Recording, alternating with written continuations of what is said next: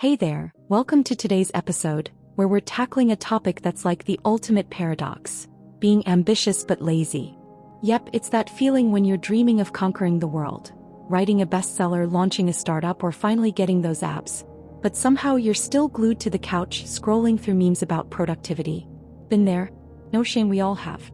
Today we're diving deep into why this happens, what's going on in your brain, and how to bridge the gap between your big dreams and, well, actually doing something about them. With a mix of science, practical tips, a pinch of humor, and a whole lot of empathy, this episode is your guide to kicking laziness to the curb without losing your spark. So grab a snack, maybe not that whole bag of chips, and let's get into it. So what's the deal with being ambitious but lazy? It's like your brain's running two apps at once. One's a vision board full of goals and the other's a cozy blanket telling you to chill. This combo is more common than you think. Psychologists call it intention-behavior gap. You want to do big things, but your actions don't always match. It's not just you being lazy. There's biology, psychology, and even society at play here. Let's unpack it like a suitcase after a vacation. Messy, but we'll sort it out. First, let's talk about your brain. Ambition lives in the prefrontal cortex, the part that plans, dreams, and sets goals. It's the part of you that's like, I'm gonna learn coding and build the next big app. But then there's the limbic system, your brain's emotional center, which loves instant gratification.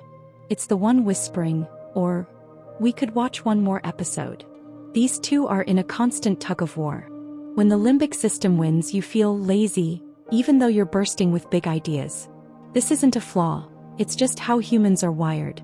Back in the day, conserving energy was a survival tactic. Why chase a mammoth when you could nap and save calories? Problem is, your brain hasn't caught up to modern life, where chasing dreams takes effort, not just avoiding saber-toothed cats. There's also something called dopamine chasing. Dopamine's that feel-good chemical your brain releases when you do something rewarding, like eating chocolate or getting likes on a post. Ambitious goals, like writing a novel, don't give quick dopamine hits. They're long-term projects with delayed rewards. Meanwhile, scrolling social media or playing a game gives you instant zaps of dopamine. Guess which one your brain picks when it's tired? Yep, the easy stuff. This is why you might spend hours planning your dream business but then accidentally watch cat videos for 3 hours.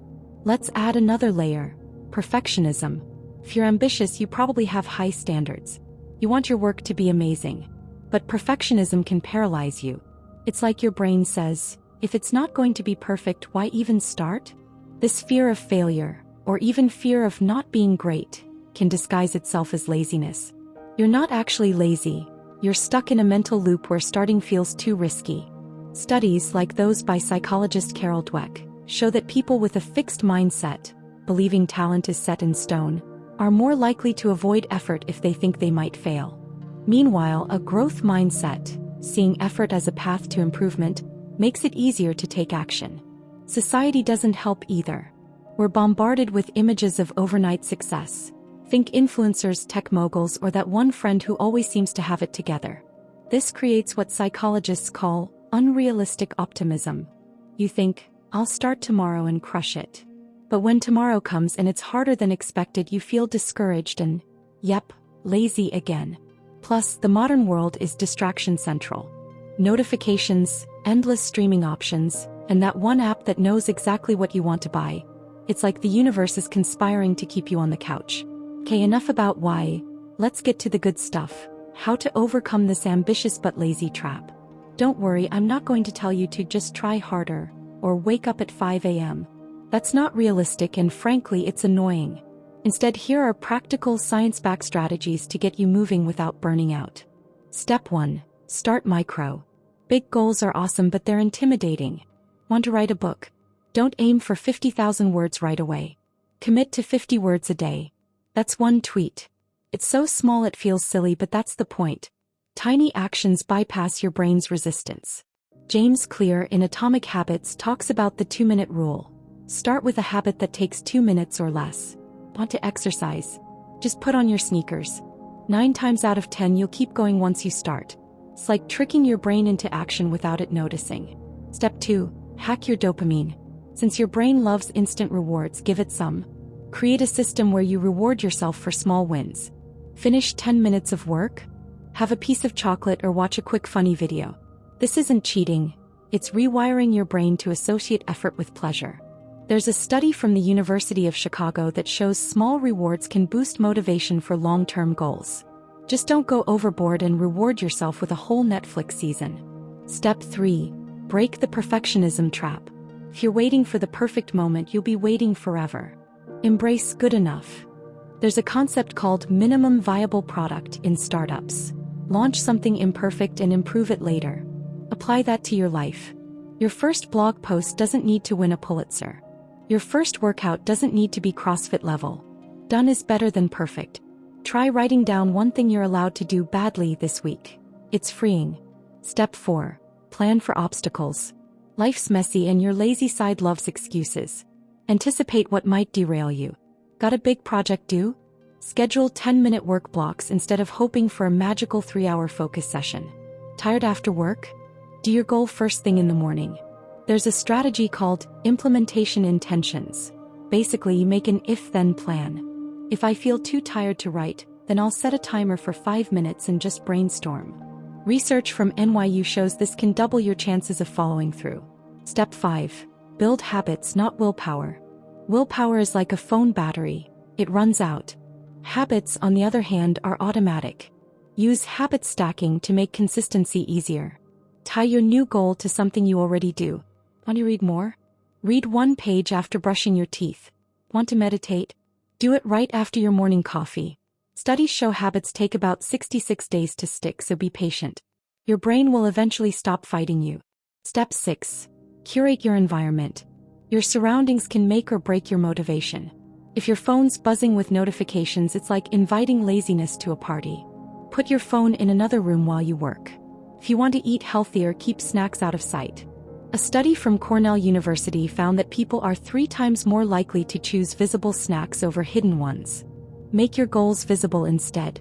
Post a sticky note with your why on your desk or set a reminder on your phone. Step 7. Find your tribe. Ambition thrives in community. Surround yourself with people who get your goals.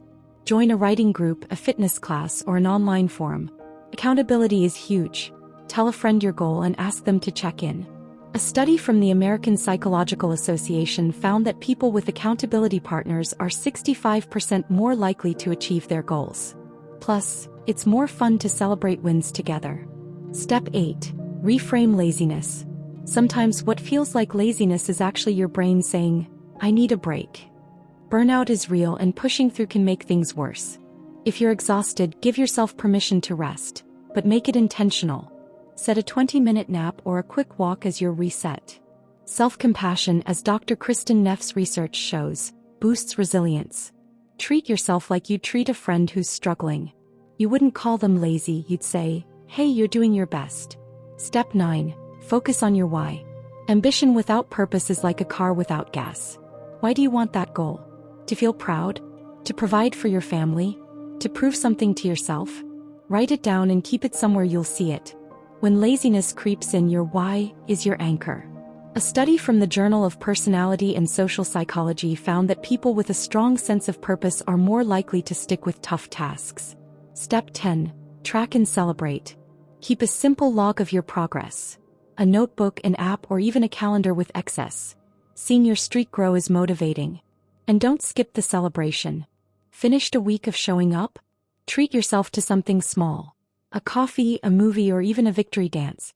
Positive reinforcement works. Just ask Pavlov's dogs, okay, maybe don't. Let's get real for a sec. Being ambitious but lazy can feel like you're stuck in quicksand. You see the finish line, but every step feels impossible. If that's you, know this. You're not broken. You're human. Everyone struggles with this at some point. The difference between those who succeed and those who don't isn't talent or luck. It's persistence. You don't have to be perfect. You just have to keep showing up, even if it's messy, even if it's small. Here's a funny truth. Sometimes your laziness is just your brain's way of saying, this goal is overwhelming, can we chill? Break it down. If your ambition is to run a marathon, start with a walk around the block. If you want to start a business, begin with a 10-minute brainstorm. Progress, not perfection, is the name of the game. And when you slip up, because you will, don't beat yourself up. Laugh it off, learn from it, and get back to it. Let's wrap this up with a challenge. Pick one goal. something you're ambitious about but have been lazy on. Commit to one tiny action for the next 7 days. Maybe it's writing one sentence, doing one stretch, or researching one idea. Track it, reward it, and see how it feels. You're not climbing Everest today, you're just taking the first step. And that's enough. Thanks for joining me today. If this episode hit home, share it with someone who's got big dreams but a cozy couch.